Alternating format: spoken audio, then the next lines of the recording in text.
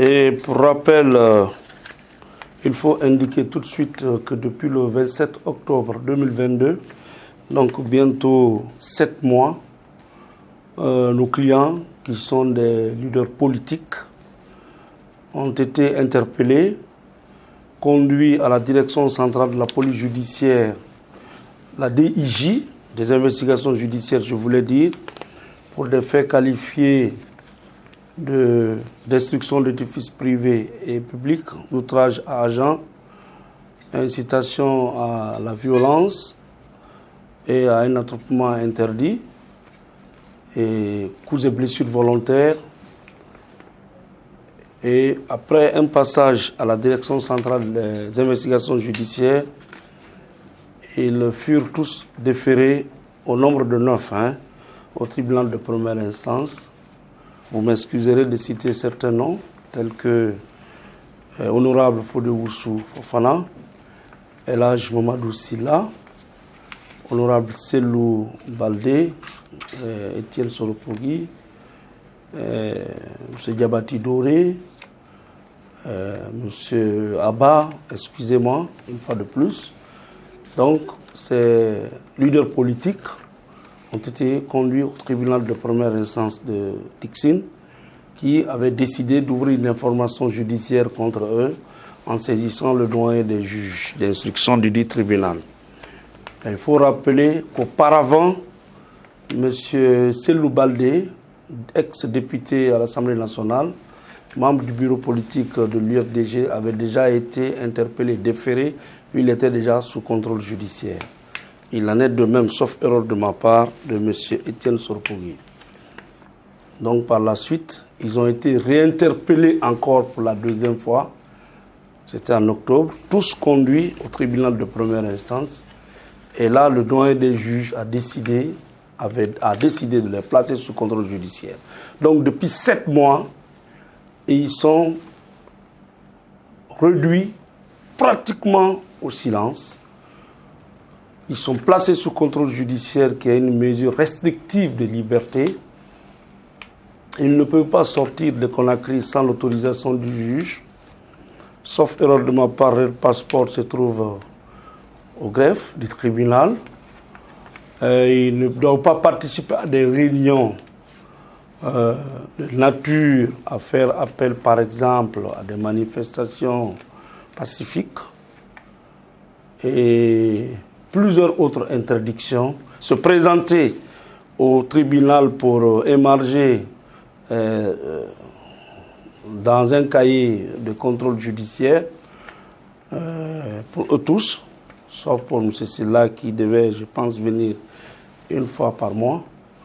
Donc pratiquement, leurs libertés ont été sérieusement affectées et réduites à leur plus petite expression.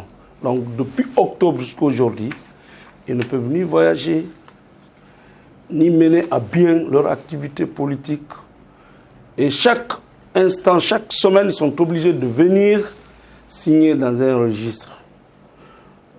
Nous avons compris, nous, en tant qu'avocats, que c'est une façon pour la justice d'avoir un œil sur eux. Parce qu'en réalité, ça n'a servi à rien. Il faut se dire la vérité. Depuis lors, la procédure est bloquée à ce niveau.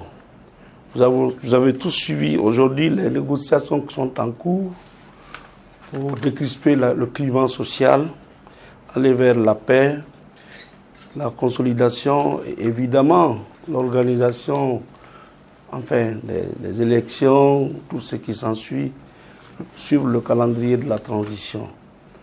Et vous avez tous suivi que dans les accords qui sont intervenus, il était décidé de libérer les prisonniers, les activistes de la société civile, dont les Oumar Silla, Ibrahima Diallo et autres qui ont été libérés, mais en toute illégalité. Ça, parce qu'il fallait une procédure pour qu'ils soient libérés dès lors qu'ils ont été placés en détention par une décision de justice, mais on les a poussés dehors, on les a obligés à quitter la prison. Dieu merci, la vie continue. Ensuite, il a été demandé de procéder à la main levée sous les contrôles judiciaires. Ça ne nous intéresse pas, parce que nous sommes avocats, nous devons rester dans le cadre de la loi. Mais nous avons estimé que c'était le moment pour nous aussi de déposer une requête régulière, de saisir le juge d'instruction de façon régulière, parce que nous, on ne se fie pas aux accords ou au contenu des accords politiques, non, ou sociaux, non. Nous, c'est la loi. L'article 241 permet à tout citoyen placé sous contrôle judiciaire d'en demander la main levée pure et simple. Donc, les 4 premiers ont été libérés, parce qu'aujourd'hui, on ne cite pas Cheikh Yaya, mais il est libéré lui aussi, il est libéré, malgré qu'il soit à l'étranger. Le jour qu'il va rentrer en Guinée, il est en liberté. Et nous avons profité pour déposer aujourd'hui, au nom du pool d'avocats, une demande de main levée sur le contrôle judiciaire. Nous avons expliqué suffisamment les motifs. Nous pensons que notre demande va prospérer et que les juges, ayant été régulièrement saisis, prendront leurs responsabilités pour décider en toute souveraineté.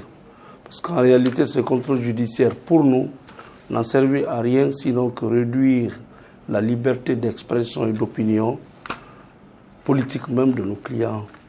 Et si toutefois notre requête venait à être acceptée, je pense que on pourra dire oui, et aussi le droit a été dit, les juges ont été courageux de dire le droit. C'est douloureux, hein. Même si vous êtes à Jakarta, bon, Jakarta entre guillemets, les limites, le Grand Conakry, je crois qu'ils les avaient même été interdits de sortir du Grand Conakry. Chaque vendredi, je pense qu'ils viennent tous émarger. Donc, bon, vous savez, ils sont des politiciens, hein, donc vu tout ce qui se passe, ils ont posé la question au juge, mais le juge les a répondu, je ne suis pas saisi encore. Et il faut le saisir, le juge peut le faire d'office. Mais il y a des dossiers dans lesquels le juge peut le faire d'office. Je crois que dans ces dossiers-là, mieux vaut le saisir, pour qu'au moins qu'il ait quelque chose sous la main, et sous la base duquel on peut appuyer sur l'accélérateur judiciaire. Voilà, donc c'est un peu ça, et nous estimons que notre requête va prospérer, nos 2 requêtes vont prospérer, parce qu'il y a 2 juges d'instruction que nous avons saisis pour cet effet.